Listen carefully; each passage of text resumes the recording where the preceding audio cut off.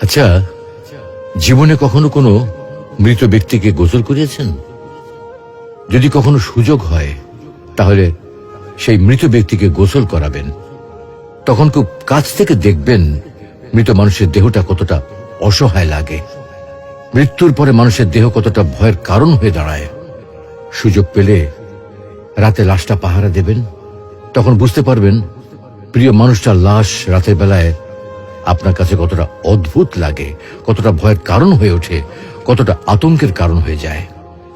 সুযোগ পেলে মৃত ব্যক্তির শরীরে একটু হাত লাগিয়ে কিছুক্ষণ তার স্পর্শ নেবেন। আপনি তখন উপলব্ধির সুযোগ পাবেন এই পৃথিবীতে বিশাল প্রভাব প্রতিপত্তি মৃত্যুর পরে কতটা নির্যাতনের রূপ নেয়। সুযোগ পেলে আপনজনদের লাশ কবরে নামাবেন খুব আগ্রহ নিয়ে। শেষবারের মতো মৃতদেহের মুখটি একবার দেখার চেষ্টা করবেন এবং বারবার উপলব্ধি করার চেষ্টা করবেন এই মৃতদের সাথে অনন্তকালের যাত্রার পথে এটাই আপনার জীবনের শেষ দেখা। সুযোগ পেলে মাঝে মধ্যে কবরস্থানে গিয়ে নীরবে কিছুক্ষণ দাঁড়াবেন। এরপর মনে মনে চিন্তা করবেন জীবনের লাভ ক্ষতির হিসাব।